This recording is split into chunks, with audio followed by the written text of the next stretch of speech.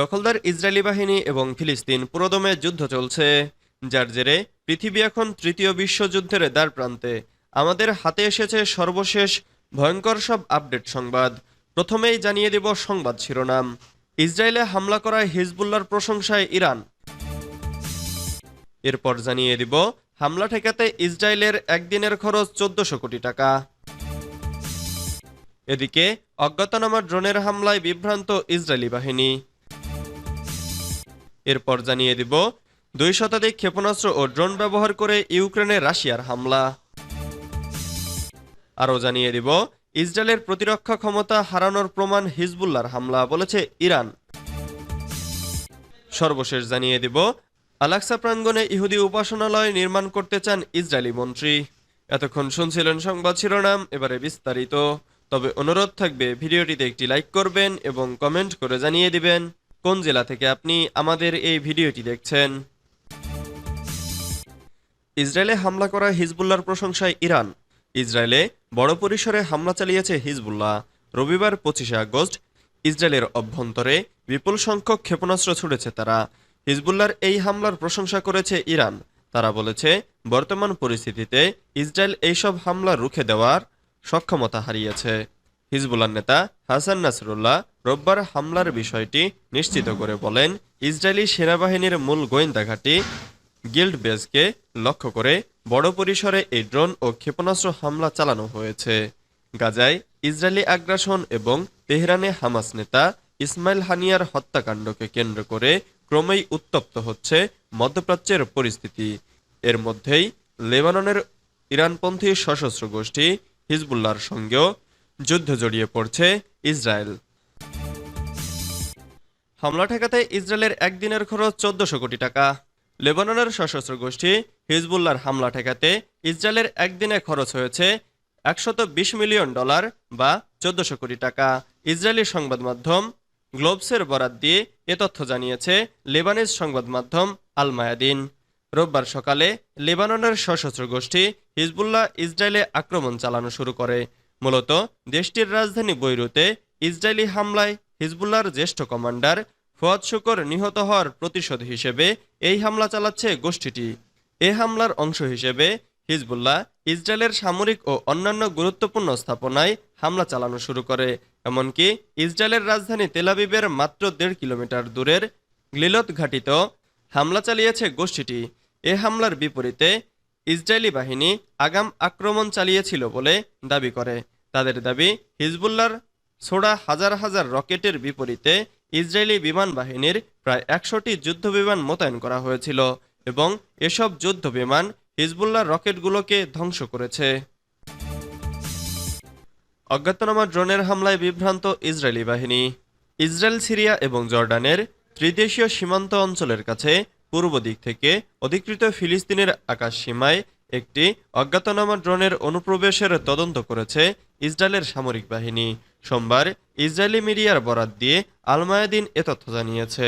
Israeli media উল্লেখ করেছে, দক্ষিণ সিরিয়ার অধিকৃত গোলান মালভূমিতে সতর্কতামূলক সাইরেন বাজানোর পর হামাদগাদের এলাকায় একটি ড্রোন সাদৃশ্য বস্তুকে আটকানোর চেষ্টা করা হয়েছিল। ড্রোনটির উৎস নির্ধারণের জন্য তদন্ত চলছে উল্লেখ করে প্রতিবেদনে বলা হয়েছে, ইসরায়েলি মিডিয়ার দাবি অনুযায়ী এটি সিরিয়ার ভূখণ্ড বা ইরাক থেকে নিক্ষেপ করা হয়েছিল। ড্রোনটি সিরিয়ার দিক থেকে এসেছে দাবি করে ইসরায়েলি সংবাদ মাধ্যমগুলো জানিয়েছে। এটি একটি ইসরায়েলি যুদ্ধবিমান ধ্বংস করেছে। এ প্রসঙ্গে ইসরায়েলি টিভি চ্যানেল কানের সংবাদদাতা জানিয়েছেন, এ ড্রোনের বিষয়টি ইসরায়েলের বিমান প্রতিরক্ষা ব্যবস্থার জন্য একটি গুরুত্বপূর্ণ চ্যালেঞ্জ তৈরি করেছে। তিনি আরও বলেন, এমনকি এ ড্রোনগুলো শনাক্ত করা গেলেও সেগুলো অত্যন্ত কম উচ্চতায় উড্ডয়নের কারণে নামানো খুব কঠিন। ২ শতাধিক ক্ষেপণাস্ত্র ও ড্রোন ব্যবহার করে ইউক্রেনে রাশিয়ার হামলা। ইউক্রেনের প্রেসিডেন্ট ভলোদিমির জেলেনস্কি দাবি করেছেন, ইউক্রেনের পশ্চিমাঞ্চলে রাশিয়া ২০০টিরও বেশি ক্ষেপণাস্ত্র ও ড্রোন হামলা চালিয়েছে। জেলেনস্কির ভাষ্য অনুযায়ী এই হামলাগুলো ইউক্রেনের ইউরোপীয় প্রতিবেশী দেশগুলোর সীমান্তবর্তী এলাকাগুলোতে সংগঠিত হয়েছে। ব্রিটিশ সংবাদ মাধ্যম বিবিসির প্রতিবেদন অনুযায়ী সোমবার এই হামলাগুলোর ফলে অন্তত ৬ জন নিহত হয়েছেন। ইউক্রেনের সামরিক প্রধানও জানিয়েছে, কিয়েভের দিকে ধাবিত হওয়া অন্তত ৩০টি ক্ষেপণাস্ত্র এবং ড্রোন তাদের বিমান প্রতিরক্ষা ব্যবস্থার মাধ্যমে ধ্বংস করা হয়েছে। জেলেনস্কি সামাজিক যোগাযোগ মাধ্যম এক্সে প্রকাশিত এক পোস্টে উল্লেখ করেছেন, ইউক্রেনের আকাশ প্রতিরক্ষা ব্যবস্থা এবং ইউরোপীয় দেশগুলোর সহযোগিতা যদি সমন্বিতভাবে কাজ করত, তবে সাধারণ মানুষের জীবন বাঁচানো আরও সহজ হতো। তিনি ইঙ্গিত দিয়েছেন, যেভাবে মার্কিন যুক্তরাষ্ট্রে ইসরায়েলের জন্য মধ্যপ্রাচ্যে আকাশ প্রতিরক্ষায় সহায়তা করে, তেমন একটি সমন্বিত প্রচেষ্টা ইউরোপেও কার্যকর হতে পারে। ইসরায়েলের প্রতিরোধ ক্ষমতা হারানোর প্রমাণ হিজবুল্লাহর হামলা, বলেছে ইরান।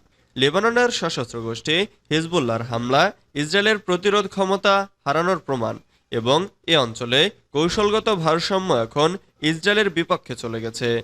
সোমবার ২৬শে আগস্ট ইসরায়েলে হিজবুল্লাহর হামলা নিয়ে ইরান এই মন্তব্য করেছে। ব্রিটিশ বার্তা সংস্থা রয়টার্স এ খবর জানিয়েছে। ইরানের পররাষ্ট্র মন্ত্রণালয়ের মুখপাত্র নাসের কানানি এক্সে লিখেছেন, যুক্তরাষ্ট্রের মতো রাষ্ট্রগুলোর পূর্ণ সমর্থন থাকা সত্ত্বেও ইসরায়েল প্রতিরোধের একটি সীমিত ও পরিকল্পিত প্রতিক্রিয়ার সময় ও স্থান সম্পর্কে পূর্বাভাস দিতে পারেনি। ইসরায়েল তার প্রতিরোধ ক্ষমতা হারিয়েছে। রবিবার সকালে হিজবুল্লাহ ইসরায়েলের দিকে কয়েকশো রকেট ও ড্রোন নিক্ষেপ করে। এর প্রতিক্রিয়ায় ইসরায়েলি সামরিক বাহিনী ১০০টিরও বেশি যুদ্ধবিমান দিয়ে লেবাননে হামলা চালায়। এই পাল্টাপাল্টি হামলা সীমান্তে ১০ মাসেরও বেশি সময় ধরে চলমান সংঘর্ষের মধ্যে অন্যতম বৃহত্তম সংঘর্ষ হিসেবে দেখা হচ্ছে। আল-আকসা প্রাঙ্গণে ইহুদি উপাসনালয় নির্মাণ করতে চান ইসরায়েলি মন্ত্রী।